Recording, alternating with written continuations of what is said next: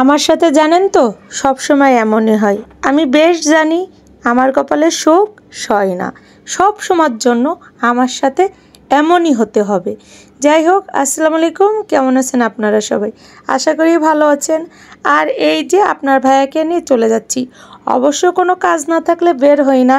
আর আপনার ভাইয়া যেহেতু আমার সাথেই যাচ্ছে, সে তো বুঝতেই হবে কোনো কাজ নিয়েই যাচ্ছি আপনার ভাইয়াকে। আর এত লাইটের আলো চারদিকে আর মোবাইলের আলো মিলে আমি তাকাতেই পারতেছি না। যাই হোক, রাত্রেবেলায় বের হয়ে গেলাম আপনার ভাইয়াকে নিয়ে। এই যে দেখেন, নবাব বসে আছে আমার পাশে। সে মনে হয় আমাকে চেনেই না, এমন ভাব করে বসে আছে। আর আমার অবশ্য মনটাও অতটা ভালো নেই। আমি বেশি একটা ক্যামেরাটাও অন করতে পারিনি, কারণ আমার মনটা খুবই খারাপ। কী জন্য মন খারাপ, কেন আমার সাথে এমন হইলো, আর সব সময়ের জন্য কেন এমনটা হয়, চলেন এটাই আপনাদের সাথে আজকে শেয়ার করব। তো এই যে এসে পৌঁছালাম। আজকে কিন্তু অনেকগুলো মার্কেটে গেলাম, মানে কোনোটাই কোনো কাজই হলো না, মনটা অনেক খারাপ হয়ে গেল। যাই হোক, এই যে এখন হাঁটা পথ, একটু হাঁটতে হবে কারণ রাস্তাটা ভাঙা, তো এখান থেকে রিক্সা যাবে না, এই হেঁটেই যেতে হবে। আর বাপরে বাপ, এখানে যে জ্যাম, মানে কল্পনার বাহিরে। তো এই যে চলে আসলাম এখন। আচ্ছা, আপনারা কি কোনো ফল কিনবেন? কিনতে পারেন। তো আগে চিন্তা করলাম একটু চাবি বানাইনি, কারণ যেহেতু আমাদের গেটের তালাটা চেঞ্জ করা হয়েছে, এজন্য এখন একটু কয়েকটা চাবি বানাবো।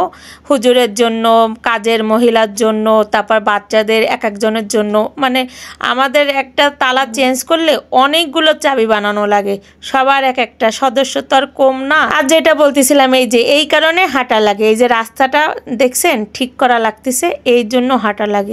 তাছাড়া রিক্সায় আসতে পারতাম। আর রাস্তাঘাটের যে অবস্থা একটু আপনারা দেখেন, দেখলেই বুঝতে পারবেন, হাঁটা খুব মুশকিল হয়ে যাচ্ছে। আর বাপরে বাপ, এই যে এই জ্যামের ভিতর কি করব এটাই ভাবতেছি, দাঁড়িয়ে থাকবো না যাব। যাই হোক, সবাইকে ফুলের শুভেচ্ছা। আর এই যে এখন চলে গেলাম মার্কেটের ভিতর, কিন্তু কোনোই কাজ হলো না, যে কারণে বসে আছি।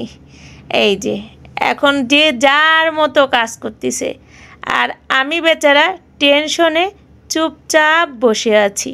কারণ জানেন তো আমার সাথেই সবসময় কেন এমনটা হওয়া লাগে, এটা নিয়েই ভাবছি। আমার মোবাইলে ভাইরাস ঢুকে গেছে, এটা তো আমি জানতাম না যে কেন ভাইরাস ঢুকলো, কী কারণে ঢুকলো, সেজন্যই চলে আসলাম। আর ভাইরাস ঢুকলে যে এমন হয় এটাও আমি জানতাম না।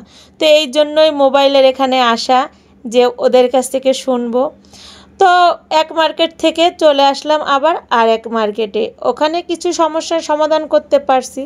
যাই হোক, দেখি এখানে পারি কি না আর কোনো কিছু সমস্যার সমাধান। তো এখানেও কোনো সমস্যার সমাধান হলো না, লাস্ট পর্যায়ে নিজে নিজেই সমস্যার সমাধান করলাম। আসলে কি জানেন, মোবাইল ঘেঁটেই সব সমস্যার সমাধান করলাম।